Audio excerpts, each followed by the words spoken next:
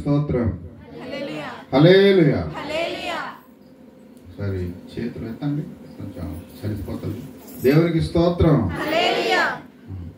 ఇదే అదే ఎత్తమన్నారు కానీ పక్కన ఉన్న కూర్చేరు కానీ పాత భాగాలు పెట్టుకొని ఇంకా కొత్త సంవత్సరం నుంచి మానేద్దాం. పాత సంవత్సరంలోనే ఓకే, చాలా సంతోషం అండి. ఫస్ట్ జోమి గారు మనకు చాలా మంచి సందేశం ఇచ్చారు.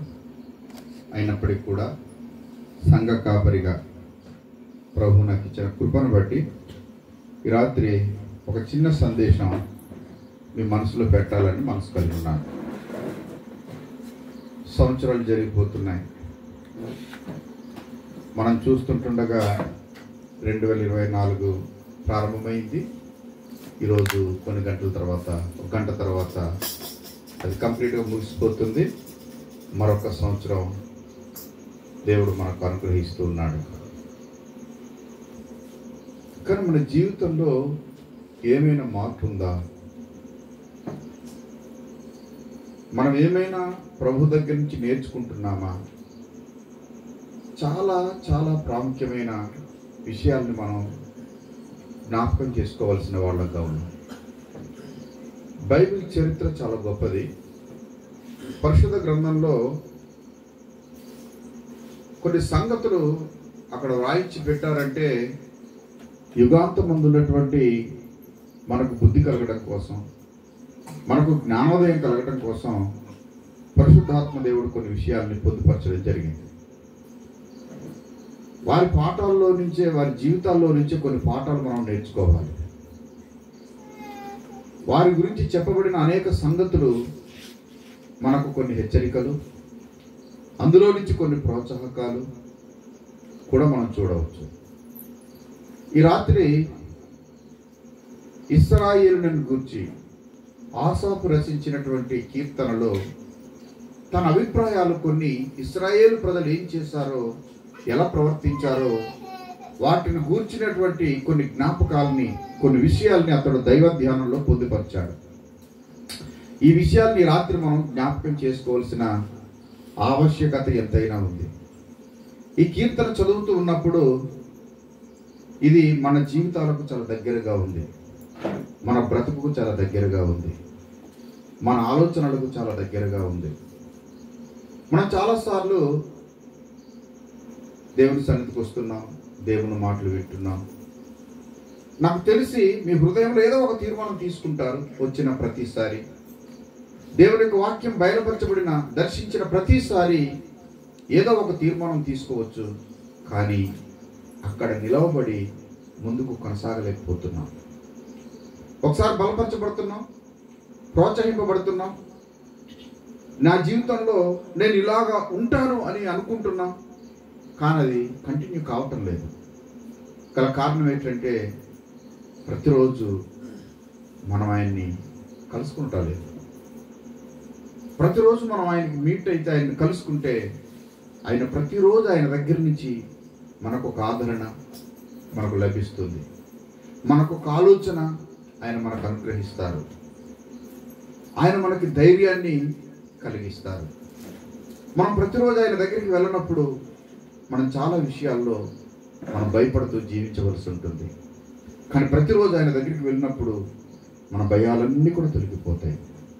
ఈ రాత్రి కొన్ని అంశాలు, ఇశ్రాయేలు జీవితాల్లో కొన్ని అంశాలు దావీదు రాశారు, ఆసాపు రాశారు, మోసే రాశారు. వీళ్ళందరూ కూడా ఈ ఐగుప్తు నుంచి కానానుకు వస్తున్నటువంటి పరంపరలో, ఈ ప్రయాణంలో నుంచి వారు అనుభవించిన ఆధ్యాత్మికమైనటువంటి ఆ యొక్క అనుభవాల్ని వారు పొందుపరుస్తున్నారు. వారు చదివి, వారు ధ్యానించి, అందులో సంగతులను వారు జ్ఞాపకం చేస్తూ రాశారు. ఈ రాత్రి మనం కొద్ది నిమిషాల తర్వాత నూతన సంవత్సరానికి వెళ్ళబోతున్నాం కనుక ఒక్కసారి వాటిని మనం మననం చేసుకుందాం, మనం ధ్యానించుకుందాం. వాటిని ఒకసారి హెచ్చరికగా జ్ఞాపకం చేసుకొని, నేను ఇక నుంచి ఇలా ఉంటాను, ఇకనైనా ఇలా జీవిస్తాను అని ఒక మంచి ఆలోచనకు వద్దాం. ఒకసారి మనం ఈ 78వ కీర్తనలో నుంచి కొన్ని వచనాలు మనం చదువుకుందాం. నేను చదువుతున్నాను 1వ వచనం నుండి. ఈ కీర్తన ఆసాఫు గారు రాశారు. నా జనులారా, నా బోధకు సెవియొగ్గుడి, నా నోటి మాటలకు సెవియొగ్గుడి. నేను నోరు తెరిచి ఉపమానం చెప్పెదను, పూర్వకాలపు గూఢ వాక్యములను నేను తెలియజెప్పెదను. మాకు తెలిసిన సంగతులను మా పితరులు మాకు వివరించిన సంగతులను చెప్పెదను. యెహోవా స్తోత్ర క్రియలను, ఆయన బలమును, ఆయన చేసిన ఆశ్చర్య కార్యములను దాచకుండా వాటిని వారి పిల్లలకు మేము తెలియజెప్పెదము. రాగల తరములలో పుట్టబోవు పిల్లలు దాన్ని నెరుగునట్లు, వారు లేచి తమ పిల్లలకు దానిని వివరించినట్లు, వీరును దేవుని యందు నిరీక్షణ గలవారై దేవుని క్రియలను మరొక యుండి యథార్థ హృదయులు కాక దేవుని విషయమై స్థిర మనసు లేని వారై తమ పితరుల వలె తిరగబడకయు మూర్ఖతయు తిరుగుబాటును ఆ తరమును పోలి ఉండకయు వారు ఆయన ఆజ్ఞను గైకొనున్నట్లును ఆయన యాకోబు సంతతికి శాసనములను నియమించెను, ఇశ్రాయేలు సంతతికి ధర్మశాస్త్రం అనుగ్రహించెను. మన పితరులు తమ పుత్రులకు దానిని తెలుపవలనని వారికి ఆజ్ఞాపించెను. చాలా మంచి విషయాలు ఇక్కడ రాస్తున్నారు. ఇక్కడ ఏం రాస్తున్నారు అంటే ఒక సాక్ష్యం చెప్తున్నాడు ఈ యొక్క కీర్తనలో.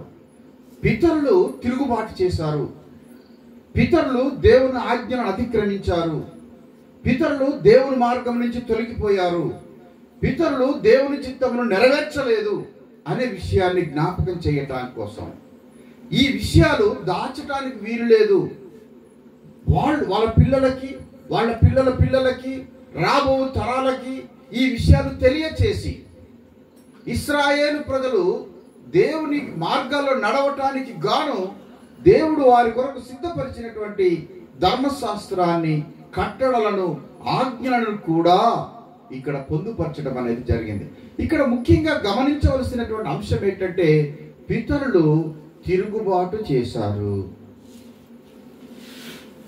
మనం తిరుగుబాటు చేస్తూ రాబోయే తరాలకు మనం శాపాన్ని మిగులుస్తున్నాం. యెరూషలేము పాడుదిబ్బ ఎందుకు అయింది? యెరూషలేము ఎందుకు కొట్టబడింది? యెరూషలేముకి ఈ రోజుకు నెమ్మది ఎందుకు లేకుండా పోయింది? ఈ రోజు కూడా యెరూషలేము చుట్టూ శత్రువులు చుట్టుముట్టుకొని ఉన్నారు.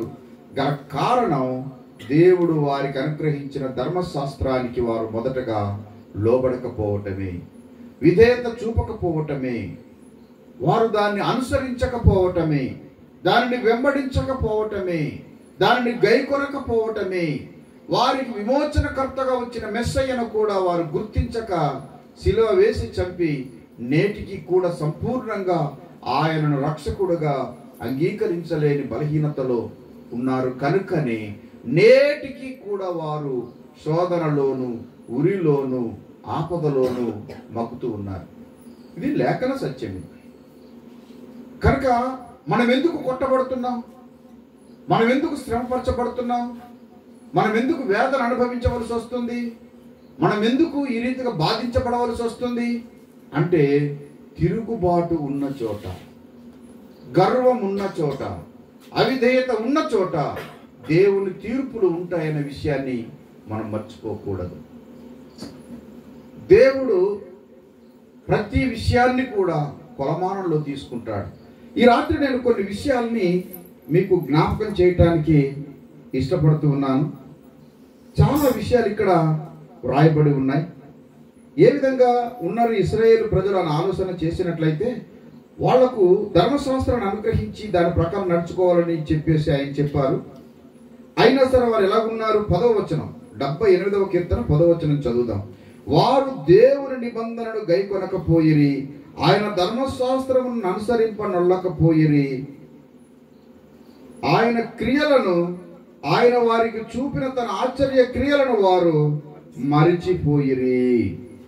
దేవుడు వారి పట్ల చేసిన ఆశ్చర్య కార్యాలను మర్చిపోయారు, అద్భుత కార్యాలను మర్చిపోయారు. దేవుడు వారికి చేసిన మేలులను మర్చిపోయాడు. దేవుడు వారికి ఏం మేలులు చేశాడు? దేవుడు వారి పట్ల ఆశ్చర్య క్రియలు చేశాడు, దేవుడు వారి మధ్య అద్భుతాలు చేశాడు. వాటి గురించి ఒకసారి మనం జ్ఞాపకం చేసుకుంటే, దేవుడు మోషేను ఎక్కడో మిద్యాను దేశంలో ఇత్రో దగ్గర ఉన్న సమయంలో, మేకలు కాయవానుగా ఉన్న సమయంలో మోషేకు దేవుడు దర్శనమిచ్చి ఒక పొదలో నుంచి ప్రత్యక్షమై, ఇదిగో నా ప్రజలు ఇశ్రాయేలీలు అక్కడ ఎంతో శ్రమలో ఉన్నారు, నీవు వెళ్ళి వారిని విడిపించుకొని రావాలి అని చెప్పి మోషేకి అక్కడికి పంపించారు.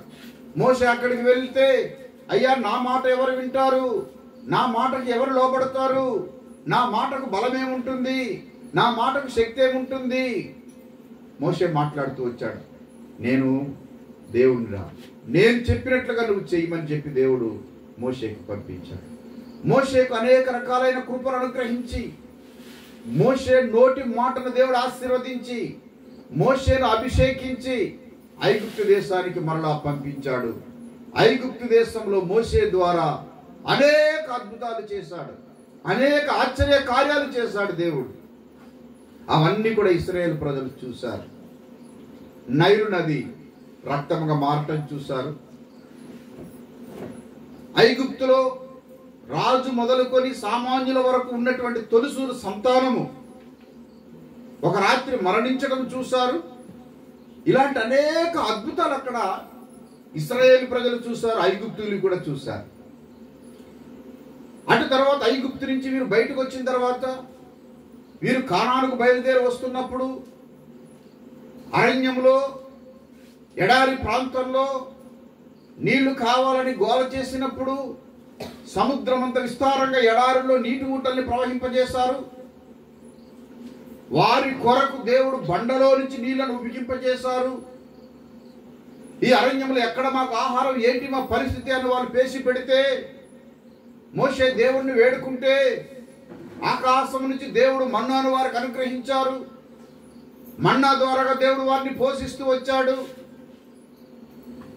దేవుడు వారికి పగలు మేఘస్తంభముగా భయంకరమైన వేడిలో ఆ ఎడారి ప్రాంతంలో పగలు చాలా విస్తారమైన వేడి ఉంటుంది, రాత్రి వేళ విస్తారమైన చలి ఉంటుంది. అందుకే పగలు మేఘస్తంభముగాను రాత్రి అగ్నిస్తంభముగాను ఉండి వారిని నడిపిస్తూ వచ్చారు. అవన్నీ వారు చూశారు. అవన్నీ చూసి కూడా, అవన్నీ అనుభవించి కూడా వారి హృదయం కఠినం చేయబడింది. వారు దేవుని ధర్మశాస్త్రమునకు లోబడలేదు. ఈ రాత్రికాల సమయంలో దేవుని సంఘంగా, దేవుని ప్రజలుగా 24వ సంవత్సరం అంతట్లో కూడా అనేక మార్లు మనం తప్పిపోతూ వస్తున్నా, అనేక మార్లు మనం దారి తొలగి తిరుగుతూ ఉన్నా, దేవుడు అత్యంత కృపా క్షమాపణలు కలిగినటువంటి దేవుడు గనక, ఆయన దీర్ఘశాంతుడు గనక, ఆయన కృపా సమృద్ధి గలవాడు గనక మన పాపములను, మన బలహీనతలను లక్ష్య పెట్టక తన కనికరము చొప్పున, తన యొక్క దయాలత్వము చొప్పున, తన మంచితనము చొప్పున మనల్ని క్షమిస్తూ కనికరిస్తూ నేటికి మనల్ని సజీవులుగా నిలవబెట్టి ఉన్నాడు. మనం పోషింపబడుతున్నాము అంటే, మనం జీవిస్తున్నామంటే కేవలం ఆయన యొక్క కృప మాత్రమే, ఆయన కనికరము మాత్రమే. ఒకసారి మనం కొంచెం ముందుకు వెళ్ళి చూసినట్లయితే వారి పట్ల దేవుడు ఎన్ని గొప్ప కార్యాలు చేసినా వాటిని మర్చిపోయారు. వాటిని ఎంత మాత్రము కూడా ధర్మశాస్త్రాన్ని వారు అనుసరించినటువంటి వారు కారు. మనం ఇంకా చూసినట్లయితే దేవుడు వారి కొరకు చేసిన అనేక అద్భుతాలలో మరికొన్ని కార్యాలను గూర్చి ఇక్కడ ఆషాపు గారు రాస్తున్నారు. ఆయన సముద్రమును పాయలుగా చేసి వారిని అద్దరికి నడిపించెను. ఆయన నీటిని రాశిగా నిలిపెను. పగటి వేళ మేఘములలో నుండి, రాత్రి అంతయు అగ్ని ప్రకాశములో నుండి ఆయన వారికి త్రోవ చూపెను. వారికి దేవుడు త్రోవ చూపించేవాడుగా, వారికి దేవుడు నడిపించేవాడుగా, దేవుడు వారిని మరి కృప చూపేవాడుగా ఉన్నాడు. వారి పట్ల దేవుడు ఎంతో ఆశ్చర్యకరుడుగా, ఆలోచనకర్తగా ఉన్నాడు. అయినప్పటికీ కూడా వారి యొక్క పరిస్థితి ఏ రీతిగా ఉందో మనం ఒకసారి దేవుని యొక్క లేఖనంలో మనం చూడవచ్చు. చూడండి దయచేసి. మనం ఒకసారి 22వ వచనాన్ని చూసినట్లయితే, వారు దేవుని యందు విశ్వాసం ఉంచకపోయిరి, ఆయన దయచేసిన రక్షణ యందు నమ్మిక ఉంచలేదు. దేవుడు వారికి ఆ యొక్క ఎర్ర సముద్రం వద్ద సముద్రాన్ని పాయలుగా చేసి ఆ యొక్క నీళ్లను రాసులుగా పోగు చేసి దేవుని ప్రజలను ఆ సముద్రము గుండా ఒడ్డుకి నడిపించినప్పటికీ కూడా ఆ భయంకరమైన ఆపదలో నుంచి వెనకాలేమో శత్రువులు తరుముకొనొస్తున్నారు. శత్రు బాధ నుంచి, ఆ శత్రువు యొక్క మరి శోధనలో నుంచి దేవుడు తప్పించి వారికి మార్గాన్ని ఏర్పాటు చేసినప్పటికీ కూడా వారు ఆయన యందు విశ్వాసం ఉంచినట్టుగా దేవుని యొక్క వాక్యంలో చాలా స్పష్టంగా రాయబడింది. వారు దేవుని మీద విశ్వాసం ఉంచలేదు. ఆయన దయచేసిన రక్షణ మీద వారు నమ్మిక ఉంచలేదు. చాలాసార్లు దేవుడు మనల్ని రక్షించాడు. ఉచితముగా మనం నీతిమంతులంగా తీర్చబడ్డాం. ఎప్పుడైతే ప్రభువైన యేసుక్రీస్తు వారిని సొంత రక్షకుని అంగీకరించేమో, ఎందుకంటే లేఖనం ఏం చెప్తుందంటే తను ఎందరు అంగీకరించిరో వారందరికీ దేవుని పిల్లలవటానికి ఆయన అధికారం అనుగ్రహించి ఉన్నాడు గనక ఆయన విశ్వాసం ఉంచిన నాడు మనం రక్షింపబడ్డామన్న సంగతిని మనం ఎన్నడూ కూడా మర్చిపోకూడదు. మనం రక్షింపబడి ఉండి, మనం ఆయన బిడ్డలముగా చేయబడి ఉండి కూడా ఇంకా ఆయనను లక్ష్య పెట్టకుండా, ఆయన యందు నమ్మిక ఉంచకుండా, ఆయన ఇచ్చే రక్షణ యందు విశ్వాసం ఉంచకుండా ఉంటున్నట్లయితే మనం రాబోయే ఉగ్రత నుంచి ఎవరు మనల్ని తప్పిస్తారో ఈ రాత్రి మనం ఒకసారి ఆలోచన చేయవలసినటువంటి వాళ్ళముగా ఉన్నాం. ఇక్కడ లిటరల్గా అక్షరార్థంగా చూస్తే ఇశ్రాయేలు ప్రజల యొక్క స్థితిని గురించి రాయబడి ఉంది. ఆ స్థానంలో నిన్ను ఒకసారి పెట్టుకొని చూడు. ఈ 24వ సంవత్సరంలో అనేక ఆపదల నుంచి దేవుడు నిన్ను కాపాడుతూ వచ్చాడు. అనేక సమస్యల నుంచి దేవుడు నిన్ను కాపాడుతూ వచ్చాడు. అయినా ఇంకా నువ్వు పూర్తిగా ఆయన విశ్వాసం ఉంచలేకపోతున్నావు, నమ్మిక ఉంచలేకపోతున్నావు. గతించిన సంవత్సరాలలో ఎన్నో ఆర్థిక ఇబ్బందులు, ఎన్నో అనారోగ్యాలు, ఎన్నో శోధనలు, వాటన్నిటి నుంచి దేవుడు నిన్ను విడిపించాడు, కాపాడుతూ వచ్చాడు, భద్రపరుస్తూ వచ్చాడు. ఇంకా విశ్వాసం ఉంచకుండా మనం ఏం మాట్లాడతామంటే, అయ్యా నా పరిస్థితి ఇంకా బాగోలేదు, నీ పరిస్థితి పోయినాడు బాగోలేదు, ఇంకా నువ్వు వెనక్కి వెళ్తే ఇంకా బాగోలేదు. నేటికి నువ్వు సజీవంగా ఉన్నావు. అది దేవుని కృప, అదే దేవుని కనికరం, అదే దేవుని మంచితనం, అదే దేవుడు మన పట్ల చేసిన గొప్ప కార్యం. ఈ రాత్రికాల సమయంలో దేవుడు తన అత్యధికమైన కృప చొప్పున మనల్ని కాపాడుతూ వస్తున్నాడు. ఇంకా మనం ముందుకు చూసినట్లయితే దేవుడు వారి పట్ల ఎన్నో గొప్ప కార్యాలు చేశాడండి. ఎన్నో గొప్ప కార్యాలు, ఎన్నో అద్భుతాలు చేశాడు. ఆహారం ఇచ్చాడు, అన్ని చేశాడు. అన్ని చేసినా కూడా వారు ఏమంటున్నారు ఒకసారి మనం 32వ వచనాన్ని చూద్దాం. 78వ కీర్తన 32వ వచనం. ఇంత జరిగినను వారు ఆయనను ఇంకను పాపము చేయుచు ఆయన ఆశ్చర్య కార్యములను బట్టి ఆయనను నమ్ముకొనక, ఇంత జరిగినను వారు ఇంకను పాపము చేయుచు.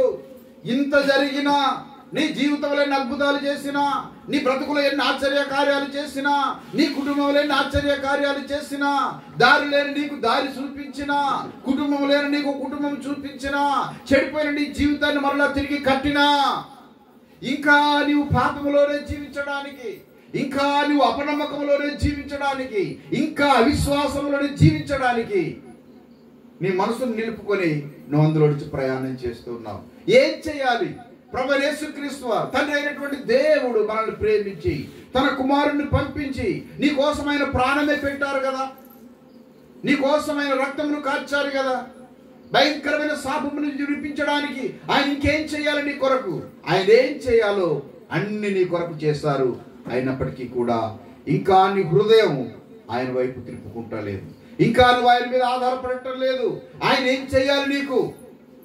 చాలా సార్లు దేవుడు నాకేం చేశాడని మాట్లాడుతున్నారు. నేటికి మనం సజీవులముగా ఉన్నామంటే కేవలం ఆయన కృపను బట్టి మాత్రమే. మనం నేటికి ఇలా జీవిస్తున్నామంటే కేవలం ఆయన కృపను బట్టి మాత్రమే. ఇలా బ్రతుకుచూ ఉన్నామంటే ఆయన కృపను బట్టి మాత్రమే. 10 నిమిషాలు ఆయన గాలిని బంధిస్తే ప్రపంచం శ్మశానమై కూర్చుంటుంది. ఈ ప్రపంచం అంతా కూడా నాశనం కావటానికి సంవత్సరాలు అవసరం లేదు. యావత్ జీవరాశి అంతా కూడా నాశనం కావాలంటే 10 నిమిషాలు చాలు. ఆయన గాలిని తొలగిస్తే, ఆక్సిజన్ ని తొలగిస్తే మనమందరం కూడా సవాలై కూర్చుంటాం. ఈరోజు మనం జీవిస్తున్నామంటే కేవలం ఆయన కృప. మన జీవితంలో దేవుడు ఎన్ని చేసినా విశ్వసించలేకపోతున్నాం. అది వారిని గూర్చి అప్పుడు రాసినటువంటి, వారిని గూర్చినటువంటి సాక్ష్యం. కానీ నేటికి కూడా మన జీవితాలు అలాగనే ఉన్నాయని చెప్పటానికి ఎటువంటి సందేహం లేదు.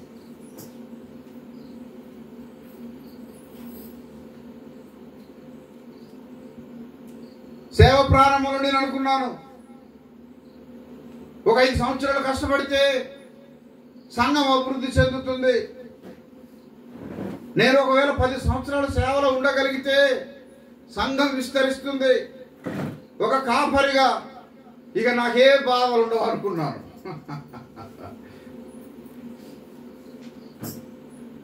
ఆర్థికపరమైన ఇబ్బందులు నాకు బాధలు కావు, ఆర్థికపరమైన కొరతలు నాకు బాధలు కావు, నా అనారోగ్యం నాకు బాధ కాదు. సంఘములో దేవుని ప్రజల అనైక్యత అది నా మనసును బాధిస్తుంది. ఒక రోజున భోజనానికి లేనప్పుడు చాలా బాగున్నారు కలిసి, అప్పుడు ఇళ్ళకు కంచెలు కూడా లేవు. ఇళ్ళకు కంచెలు లేవండి. ఆ మధ్యలో గోలికలు ఆడుకునేవాళ్ళు, బచ్చాట్లు ఆడుకునేవాళ్ళు, చుట్టూ చాలా ఆహ్లాదకరంగా ఉండేది. ఇప్పుడు ప్రతి ఇంటికి కంచెలు వచ్చినాయి. మన మనుషులకు కూడా కంచెలు. ఎటు ప్రయాణం చేస్తున్నాం మనం? సంవత్సరాల తరబడి వాక్యం వింటున్నాం, దేవుని సన్నిధికి వస్తున్నాం, దేవుని పిల్లలమని పిలువబడుతున్నాం. దానికి తగిన జీవితం ఏది? నా జీవితానికి ఏం చేయాలి? ఆయన అన్ని చేస్తాడు. ఆయన ఏమి ఇవ్వాలి అన్ని ఇచ్చేస్తాడు. ఇంతకంటే మనకేం చేయాలి? కొన్నిసార్లు ప్రభువుకి నాకు అది కావాలని అడగటానికి నాకు సిగ్గేస్తుంది. ఆయన నాకు జీవం ఇచ్చి, నాకు రక్షణనిచ్చి, నాకు తన కుమారుడిగా చేర్చుకొని, తన సేవకుడుగా నన్ను తీర్చిదిద్ది, ఒక మోటువాణ్ణి, మొరటువాణ్ణి, మూర్ఖుణ్ణి ఇలా ఇంత చేశారు. ఇంకా ఆయన, నేను ఆయనకు అడగడానికంటూ ఏమీ లేదు. ఇక నిన్ను మౌనంగా తలదించుకొని ఆయన్ని సాగిలపడటం తప్ప. ఒకసారి మనం ఆలోచన చేసుకోవాలి. మన జీవితాల్లో ఆయన చేసిన మేలులను, ఉపకారాన్ని జ్ఞాపకం చేసుకోవాలి.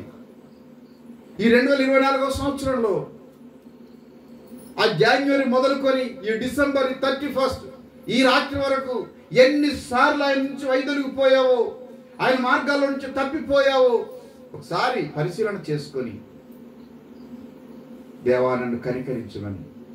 ఎందుకంటే ఆయన కనికరించే దేవుడు, ఆయన కృప చూపించే దేవుడు, ఆయన ప్రేమను చూపించే దేవుడు. ఆయన ఎంత మాత్రం కూడా మనల్ని త్రోసిపుచ్చేవాడు కాదు. ఈ విషయాన్ని మనం చాలా జాగ్రత్తగా అర్థం చేసుకోవాలి. ఇంకా దేవుడు చేసిన కార్యాల గురించి ఇంత జరిగినా సరే ఇంకా ఏం చేశారు చెప్పండి? అటు తర్వాత దేవుడు ఏం చేశాడు? దేవుని యొక్క వాక్యంలో మనం చూసినట్లయితే, దేవుడు వారు ఇంత చేసినా సరే వినలేదు గనక 33వ వచనం, 78వ కీర్తన 33వ వచనం, కాబట్టి ఆయన వారి దినములు ఊపిరి వలె గడిచిపోయెను, వారి సంవత్సరములు అకస్మాత్తుగా గడిచిపోయాను. వారి దినములు ఊపిరిలా గడిచిపోయేలా చేశాడు, వారి సంవత్సరములు అకస్మాత్తుగా గడిచిపోయేలాగా చేశాడు. ఆ సంతోషం నిజానికి అదే జరిగింది. నేను మొన్నే నాకేమనిపిస్తుందంటే, ఇదేంటి మొన్నే కదా నేను 2024 ప్రారంభించాను, అప్పుడే ముగిసిపోయిందా? అకస్మాత్తుగా గడిచిపోతుంది. మన అవిధేయతలను బట్టి, మన తిరుగుబాటును బట్టి సంవత్సరంలో ఉన్న ఆ గొప్ప ఆ యొక్క ఆనందాన్ని మనం పొందుకోలేకపోతున్నాం. కేవలం బాధలే కనిపిస్తున్నాయి, ఎటు చూసినా ఇబ్బందులే కనిపిస్తున్నాయి, ఎటు చూసినా ఈ యొక్క ఆపదలే మాత్రమే కనిపిస్తున్నాయి. హృదయంలో నెమ్మది లేకుండా పోతుంది. వారికి దేవుడు ఏం చేశాడు? సంవత్సరంలో అకస్మాత్తుగా గడిచిపోయేలాగా చేశాడు. ఎందుకంటే వారు దేవుని మాట వినటం లేదు, వారి దినములు గతించిపోయేలాగా ఆయన చేశాడు. అయినా సరే చూడండి ఇప్పుడు ఏం చేశారు వాళ్ళు. 34వ వచనం, వారిని ఆయన సంహరించినప్పుడు వారు ఆయనను వెదకిరి. వారు తిరిగి హృదయపూర్వకముగా దేవుని బతిమాలుకొనిరి. అనేకుల్ని సంహరించినప్పుడు, అంటే నువ్వు మారటం కోసం నీ ఇంట్లో ఎవరైనా చనిపోవాలా? ఇంకా అక్కడ రాయబడిన మాట, ఇశ్రాయేలీయుల్లో అనేక మంది సంహరించబడిన తర్వాత అప్పుడు వీరికి మార్పు వచ్చింది మిగిలిన వాళ్ళు. అంటే ఇక శ్రమలు, కష్టాలు, విపత్తులు వచ్చేదాకా మారమా? అంటే సున్నితమే. అందుగురించే జ్ఞానవంతుడు గద్దింపుని విని వాడు తిరుగుతాడు దేవుని వైపు. మనకు సున్నితంగా దేవుడు మాట్లాడుతుంటే ఆ మాట మీద లక్ష్యం లేదా? ఆయన అంటున్నాడు, ఇదిగో నేను తలుపు వద్ద నుండి తట్టుచున్నాను. ఆయన తడుతున్నాడు, ఆయన తడుతున్నాడు నిన్ను. ఆయన దగ్గరికి రావాలని, ఆయన నీ దగ్గరికి రావాలని, నీతో కలిసి సహవాసం చేయాలని, ఆ బోధన నీకు తెలియచేయాలని, ఆయన సత్యాన్ని, నీతిని నీకు తెలియచేయాలని, ఆ పరిశుద్ధతను గూర్చినటువంటి సంగతులు నీకు బోధించాలని ఆయన ఎంతో మనసు కలిగి ఉన్నాడు. చాలా మంది ఎలా ఉన్నారు? దేవుని పిల్లలే చాలా మంది ఎలా ఉన్నారంటే 58వ కీర్తన 4వ వచనం ఒకసారి గట్టిగా చదవండి మీలో ఎవరైనా. చాలా మంది ఈ రాత్రి దేవుని యొక్క వాక్యం మీకు బోధించబడుతుంది. దేవుడు మనతో మాట్లాడుతూ ఉన్నాడు. చదవండి. వారి విషము నాగుపాము వంటి విషము, వారి విషము నాగుపాము వంటి విషము. మంత్రికులు ఎంత నేర్పుగా మంత్రించినను, మాంత్రికుడు ఎంత నేర్పుగా మంత్రించినను, వారి స్వరము తనకు వినబడకుండునట్లు చెవి మూసుకొనునట్టి చెవిటి పాము వలె ఉన్నారు. ఇక్కడ దావీదు కీర్తనకారు, ఇక్కడ కీర్తనకారుడు సంబోధిస్తున్నాడు మనుషులు విషపూరితమైపోయారని. అయితే ఈ పాము ఏం చేస్తుంది? ఆ విషయాన్ని పోవడం కోసం మాంత్రికుడు మంత్రిస్తూ ఉంటే ఆ మంత్రం చెవులోకి వెళ్లకుండా చెవు మూసుకుంది. ఆ పాము ఏం చేసిందట? చాలా తెలివైన పాము కదా. ఎవరా పాము? ఎవరి గురించి మాట్లాడుతున్నారు? నాకు గురించా? బాప్తిసం ఇచ్చి యోహాను గారు ఏమన్నారు? సర్పములారా, సర్ప సంతానమా, రాబో ఉగ్రత నుంచి మిమ్మల్ని తప్పించేవాడు ఎవరు? ఎవరి గురించి మాట్లాడారు? సర్పములారా అని మాట్లాడరే. ఇశ్రాయేలు గురించి మాట్లాడాడు, దేవుని ప్రజల గురించి మాట్లాడాడు. ఈ రాత్రి నీ గురించి, నా గురించే మాట్లాడుతున్నారు. అంటే ఆ పాములాగా చెవు మూసుకొనింది. ఏంటి? ఎంత బాగా మంత్రం చేసిన సుఖమేముంది? అది చెవిటి పాము అది. ఇక నేను ఎంత ఎన్ని వాక్యాలు తీసి చెప్పినా, ఎంత గట్టిగా నేను బోధించాలని ప్రయత్నం చేసినా, మీకు సింపుల్గా చెవుడనే జబ్బు ఉందనుకో, ఒక అవిటితనం ఉందనుకో, ఏమైనా ప్రయోజనం ఉందండి? ఏమైనా ప్రయోజనం ఉందా? ఏ ప్రయోజనం లేదు. ఏ ప్రయోజనం లేదు. ఎందుకని? ఈ చెవిటితనం అనే అంగవైకల్యం ఒకటి ఉంది నీకు. దేవుని మాట లోపలికి చొచ్చనివ్వటం లేదు. ఇక్కడ అలా ఉన్నారు దేవుని పిల్లలు. ఇంకా ఏం చెప్తున్నారు ఇక్కడ ఆలోచన చేసినట్లయితే, అయినప్పటికీ కూడా వారు ఎప్పుడైతే కుటుంబంలో ఆ సంతానంలో అనేకులను హతమార్చాడో, సంహరింపజేశాడో, అప్పుడు దేవుని బ్రతుకులాడుకున్నారు. అప్పుడు దేవుని బ్రతుకులాడుకుంటే అప్పుడు దేవుడు ఏం చేశాడు? చూడండి 35వ వచనం. దేవుడు తమకు ఆశ్రయ దుర్గమనియు మహోన్నతుడైన దేవుడు తమకు విమోచకుడనియు వారు జ్ఞాపకం చేసుకొనిరి. చూడండి, అప్పుడు జ్ఞాపకం చేసుకున్నారు దేవుణ్ణి. ఎప్పుడు కష్టం వచ్చినప్పుడు, ఆపద వచ్చినప్పుడు, ఇబ్బంది వచ్చినప్పుడు, అప్పుడు మటుకు దేవుని తలుసుకున్నారు. కింద వచనం 36వ వచనం. అయినను వారి హృదయము ఆయన ఎడల స్థిరముగా ఉండలేదు, నిబంధనను వారు నమ్మకముగా గైకొనలేదు, నోటి మాటతో వారు ఆయనను ముఖస్తుతి చేసిరి, తమ నాలుకలతో ఆయన యొద్ద బొక్కిరి. అమ్మా ఒకసారి నాకే చూడండి అందరు. మీ కళ్ళు లేపి కళ్ళు మూతున్నారా ఏంటి? దైవధ్యానంలోకి వెళ్ళిపోతున్నారా? ఏం చేశారు చెప్పండి? ఏ స్థుతి చేశారు? మా పాస్టర్ గారండి మాకు మీ మీదే బాధ లేదండి. ఏటి లేదు? ఎవరి మీద బాధ లేదు? మందిరం తన్నిందా నీకేమైనా? ఆ గోడలు తన్నేయండి నీకేమైనా? పాస్టర్ గారు ఏం చేయలేదు. గోడ తన్నింది, వచ్చి కుర్చీ తన్నిందా? మరి ఏమైందండి? ముఖస్థుతి చేసిరి. ముఖస్థుతి. దేవుడు ఏదైనా బాధ పెడితేనేమో బోర్ని కీరుతున్నారు. అయ్యి బాబు ప్రభు అండి బాబు నిజంగండి ఇంకా నేను చెప్పకూడదండి. మరి చెప్పకూడదండి. సాక్ష్యం చెప్తే ఏమైంది? చెప్పకూడదండి. ఏంటి చెప్పకూడదు? చెప్పాలి. సాక్ష్యం చెప్పమంటే నోరు పేగలదు. బూతులు మాట్లాడడానికి అయితే ఊరంతా వినిపించినా పర్వాలేదు. ఏమండి? ఆ ఉన్నది బెత్తడి జుత్తు దులిపెత్తా ఉంటారు అంతే. మొదలు పౌరుషం వచ్చిందండి. ఆ తీర చూస్తే జానడు కూడా లేదు. పౌరుషం ఎక్కువైపోతే ఇలా దులిపేసుకుంటుంటారు ఎందుకో మరి. ఏమండి? ముఖస్థుతి. అమ్మ నటనమ్మా. జీవితాలను వేషధారణతో సంవత్సరాలు గతించిపోతున్నాయి. బ్రతుకులో మార్పు జరగటం లేదు. ఇది ఇశ్రాయేలు ప్రజల గురించి రాసినటువంటి సందర్భం ఇది. కానీ నేటికి మనకు వర్తిస్తుంది అది. ఎందుకంటే మనుషుల యొక్క స్వభావం ఇలానే ఉంటుంది. అప్పుడప్పుడు యాకోబు గురించి జ్ఞాపకం చేసుకుంటాం. యాకోబు అంటే మోసగాడండి, ఆడికి 10 రెట్లు మనం. ఏమండి?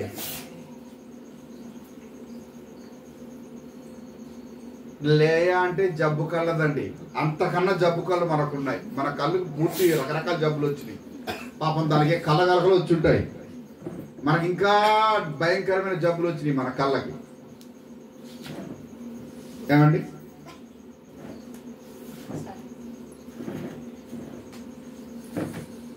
అబ్రహాము కుమార్తెకు నడుము వంగిపోయాను.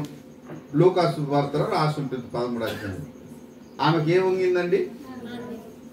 ఆవిడికి పైన శరీరం నడిమే వంగింది. మనకు అన్ని వంగిపోయి దేని తిన్నంగా లేదు.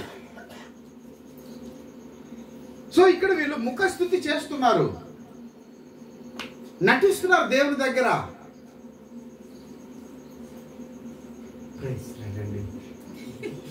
ఎంత సోగ్గా చెప్తారు.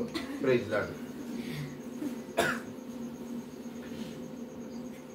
ఇంకా అంతగా కాకపోతే మనం ఇలా చెప్పినా పాస్ కన్నమనుకుంటే కులాలు కన్నీరు కాసేస్తారు. ఎవడరా అమ్మాయి అంటే పాస్టరే. అమ్మ అది పోయింది ఏడక. ఎవడు చూస్తాడు ఆ ఏడుపు మొహం? ఏమండి? కన్నీరు వచ్చేస్తా ఉంటాయి. పెద్ద దొంగలు. చాలా జాగ్రత్త. నీకు ఒక అవకాశం ఉంది నీ జీవితాన్ని సంపూర్ణంగా. ఎందుకంటే ఈ నటన అనేది దేవుడు యాక్సెప్ట్ చేయడు. దేవుడు యాక్సెప్ట్ చేయడండి. ఎబ్బోకు దగ్గర ఒక రాత్రి యాకోబు ఒక్కడే నిలిచిపోయి ఉన్నాడు. ఆ రాత్రి దేవుడు దర్శించాడు.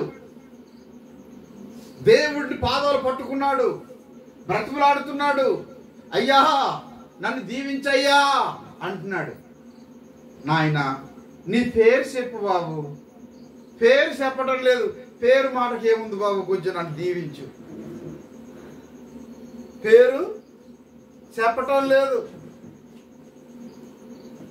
పాపారత్నం అంటే పాపాలకు రత్నం. పేరు చెప్పటం లేదు. ఏమండి? మోసగాడు చెప్పటం లేదు. బాబాయ్ పేరు చెప్తే వచ్చింది దీవెన పోద్దామా అని. కానీ ఆయన హృదయ అంతరింద్రియమును ఎరిగిన వాడు. నీవు నిజం కక్కేదాకా ఆయన దీవించాడు. ఈడు పాదాలు పట్టుకుని వదలటం లేదు. ఆయనకి చిన్న కోపం వచ్చింది. ఒక చిన్నది వేసాడు మక్క మీద. ఈ తుంటి వసిలిపోయింది. తుంటి వసిలిపోయింది. అప్పుడు దెబ్బ ఎప్పుడైతే తగిలిందో యాకోబు అన్నాడు. అప్పుడు అసలు పేరు, అప్పుడు దేవుడు అన్నాడు. ఆ ఒక్క మాట పలకడం కోసం అతని పేరు పలకడం కోసం తుట్టి మీద దెబ్బ కొట్టవలసి వచ్చింది. అది చెప్పడం లేదు పేరు. మనం చాలాసార్లు దేవుని ఎదుట మనం యథార్థ హృదయంతో మనం వేడుకోలేకపోతున్నాం. తనకు నిజముగా మొరపెట్టు వారికి ఆయన సమీపంగా ఉన్నాడని రాయబడింది వాక్యం. తనకు నిజముగా మొరపెట్టు వారికి, వీడు నిజంగానే మొరపెడుతున్నాడు కానీ నిజం చెప్పకుంటున్నాడు. మనం మొరపెడుతున్నాం తప్ప నిజం చెప్పడం లేదు, అది బాధ. ఇప్పుడు ఎప్పుడైతే నా పేరు యాకోబు అన్నాడో అప్పుడు ఆ దెబ్బ ఎందుకు కొట్టాడు? నీ పేరు చెప్తే ఆయన నీకు ఒక బ్లెస్సింగ్ ఇవ్వడానికి చూస్తున్నాడు. ఒరే ఈ పేరు ఎందుకురా, ఈ దిక్కుమాలిన పేరు, ఎవడు చూసినా మోసం మోసం మోసం, ఈ పేరు ఎందుకురా నీకి అని తీసేసి ఇశ్రాయేలు అన్నాడు. అంటే దేవుని జనాంగము, దేవుని ప్రజ అని దేవుని జనాంగంగా అతని పేరు మార్చేశాడు. గొప్ప పేరు అతనికి ఇచ్చాడు. ఆ పేరు మార్చాలని ఈ పేరు చెప్పాలా లేదా? ఇంకా నా పేరుకి ఏముందిలేండి, పర్లేదు చెప్పామంటే పెంటమ్మ తంటమ్మ. అప్పటి వరకు ఏ పేరు జరగలేదు. ఇదే డిక్షనరీ రాసుకున్నట్టు. ఒకటి పేరు చితుకులయ్య, పేరేంటి చితుకులయ్య. ఒకటి పేరు పుల్లయ్య. ఏ పేరు మనకి ఎల్లయ్య పేరే పుల్లయ్య, కర్రయ్య, నల్ల అబ్బాయి. ఆ నల్లగా పుడితే పుట్టండి, దానికి కూడా నల్ల అబ్బాయి అని పెట్టి ఎలాంటి. ఇంకోడే పిచ్చయ్య, ఆ పేరు కూడా ఉండదు. ఒక మెడికల్ ఆఫీసర్ పేరు ఉండేది అబద్ధాలు. మీకు అడ్రస్ కూడా చెప్తారు, లాగరాయిలో పెద్ద బిల్డింగ్ ఉంటుంది స్కూల్ ఆపోజిట్ గా, అబద్ధాలు అతని పేరు. ఏమండి వీడి పేరేమో యాకోబు, అంటే మోసగాడు. పేరు చెప్పట్లేదు. దేవుడు అన్నాడు మంచి పేరు ఇశ్రాయేలు. సో ఇదంతా కూడా ఏంటంటే బొంకుతున్నారు. ఎవరు బొంకుతున్నారు? నేను లోకంలో ఉన్న మనుషుల గురించి మాట్లాడటం లేదు, దేవుని ఎరగని ప్రజల గురించి నేను మాట్లాడటం లేదు, దేవుని ప్రజలైనటువంటి వారి గురించి నేను మాట్లాడుతున్నాను. దేవుని ప్రజలు కూడా దేవునికి ముఖస్తుతి చేసి నటిస్తున్నారు. అందుకే ప్రభువైన యేసుక్రీస్తు వారు వేషధారణ నేను క్షమించాలని అంటున్నాడు. వేశ్యలు క్షమించబడతారు, వారి పాపాలు వారు ప్రాయశ్చిత్తపడి వారు రక్షణ పొందుతారు. అలా రక్షణ పొందిన స్త్రీలు చాలా మంది ఉన్నారు. రాహాబు అనే వేశ్యలో నుంచే దావీదు వంశం కూడా ఉద్భవించింది, బోయాజు కూడా వచ్చాడు. ఇదంతా కూడా బైబిల్ చరిత్ర. ఋతు లాంటి ఒక అన్యురాల్లో నుంచే గొప్పవాడు ఉద్భవించాడు. తామారు లాంటి వాళ్ళ దగ్గర నుంచి గొప్పవాళ్ళు బయటకు వచ్చారు. కానీ ఇక్కడ నటిస్తున్నారు కొందరు. అది దేవుడు ఎంత మాత్రం కూడా ఇష్టపడటం లేదు అని దేవుని యొక్క వాక్యంలో, మరి వాళ్ళు ముఖస్తుతి చేస్తున్నట్లుగా దేవుని యొక్క వాక్యంలో రాయబడింది. అయితే 78వ కీర్తనలో 38వ వచనంలో చాలా అద్భుతమైన మాట రాయబడిందండి. ఏంటి అద్భుతమైన వచనం? ఈ వచనం చాలా ప్రాముఖ్యమైంది.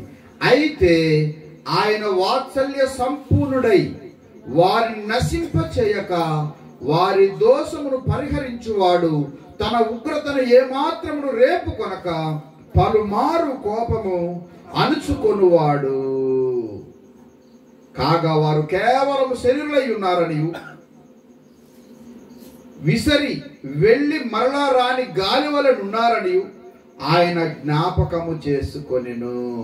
అందరూ ఒకసారి గట్టిగా దేవునికి స్తోత్రం చెప్పండి. దేవుడు వాత్సల్య సంపూర్ణుడు, దేవుడు కృపా సమృద్ధి కలిగిన వాడు, దేవుడు అత్యంత కనికర సంపన్నుడు. ఎన్ని పొరపాట్లు చేసినా వాళ్ళు ఎలాగ ఉన్నారు, దేవుని పిల్లలు మనుషులు ఏ రీతిగా ఉన్నారనేది ఇక్కడ తెలియజేస్తున్నాడు. వారిని నశింప చేయక వారి దోషము పరిహరించువాడు, తన ఉగ్రతను ఏమాత్రము రేపుకొనక పలుమారు కోపము అణుచుకొనువాడు. కాగా వారు కేవలము శరీరులై ఉన్నారని విసరి వెళ్ళి మరలా రాని గాలి వలె ఉన్నారని. విసరి వెళ్ళిపోయిన గాలి మరలా తిరిగి రాదు. మనిషి జీవితం అలాంటిదని చెప్పి, ఈ మనుషులంత బలహీనులని చెప్పి మనల్ని జ్ఞాపకం చేసుకుంటూ ఆయన కనికర సంపన్నుడుగా మన పట్ల ఉన్నాడు, దయ చూపించేవాడుగా ఉన్నాడు, ప్రేమ చూపించేవాడుగా ఉన్నాడు. మన తప్పితాలన్నీ ఆయనకు తెలుసు. మన పొరపాట్లన్నీ ఆయనకి తెలుసు. మనం పడిపోయింది ఆయనకి తెలుసు, మనం సోలిపోయింది ఆయనకి తెలుసు. అన్నీ ఆయనకి తెలిసినా సరే ఆయన ఇంకా మనల్ని ప్రేమిస్తున్నాడు. అందుకే మనం ఆయన్ని స్తుతించాలి, అందుకే గణపరచాలి. అయితే ఆయన క్షమిస్తున్నాడు కనుక ఇంకా పాపములోనే ఉందామా? ఆయన కనికరిస్తున్నాడు కనుక ఇంత పాపములోనే నడుద్దామా? నో. ఈ రాత్రి ఒక మంచి తీర్మానం తీసుకోవాలి. మనం వెలుగులో నడవటం కొరకు, మనం క్రీస్తుతో నడవటం కొరకు మన హృదయాలను సిద్ధపరచుకోవాలి. ఆయన నిన్ను ప్రేమిస్తున్నాడు, ఆయన నిన్ను ప్రేమిస్తున్నాడు.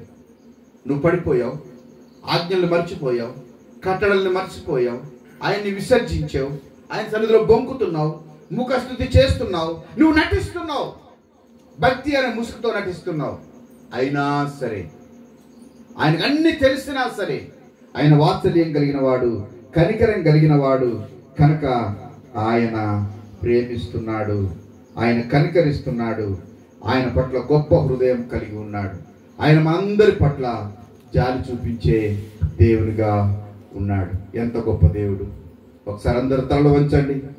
ఈ యొక్క రాత్రికాల సమయంలో ఆయన ఎంత మంచి దేవుడు. ఎన్నో మార్లు మనం పొరపాట్లు చేస్తూ వచ్చాం, ఎన్నో మార్లు మనం తప్పిదాలు చేస్తూ వస్తున్నాం, అనేక మార్లు ఆయన ఆజ్ఞల్ని కట్టడానికి లోబడకుండా ఉన్నాం.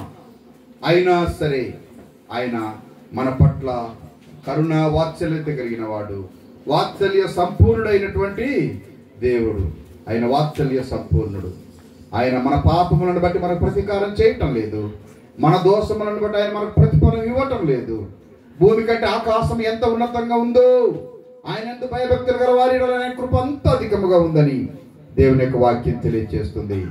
ఆయన నిన్ను ప్రేమిస్తున్నాడు, ఆయన నిన్ను ప్రేమిస్తున్నాడు, ఆయన నిన్ను ప్రేమిస్తున్నాడు. అందు గురించి ఒక్క నిమిషం అందరూ ప్రార్థించండి, ఒక్క నిమిషం అందరూ ప్రార్థన చేయండి. ఈ రాత్రి దేవుని యొక్క వాక్యం నీతో మాట్లాడింది. మొదటిగా దైవజనులు జోని గారు మాట్లాడుతూ వచ్చారు.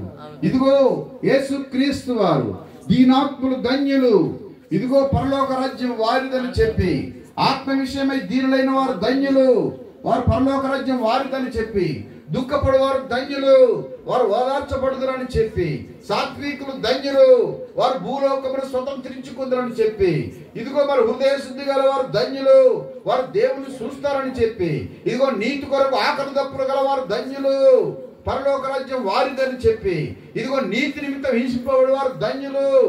ఈ విషయాలన్నీ కూడా వారు మాట్లాడుతూ వచ్చారు. దేవుని పిల్లలంగా మనం వాటి కొరకు సిద్ధపడవలసినటువంటి వారంగా ఉన్నాం. ఇదిగో ఈ రాత్రికాల సమయంలో అనేక మార్లు మన పితరులు మనకంటే ముందు దేవుని ఎరిగిన వాళ్ళు, వాళ్ళ జీవితాలు పరిశుద్ధ గ్రంథంలో పొందుపరచబడ్డాయి.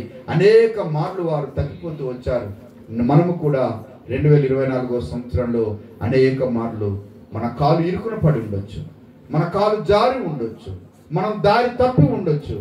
ఈ రాత్రి ప్రభువా నన్ను క్షమించు, ప్రభువా నన్ను కనికరించు, ప్రభువా నన్ను కనికరించు, దేవా నన్ను కనికరించు. ప్రార్థన చేయండి, ఒక నిమిషం ప్రార్థన చేయండి. ప్రభు మరొక సంవత్సరాన్ని మనకు దయా కిరీటంగా, ఆయన ఎంత మంచి దేవుడండి, ఆయన ఎంత గొప్ప దేవుడండి.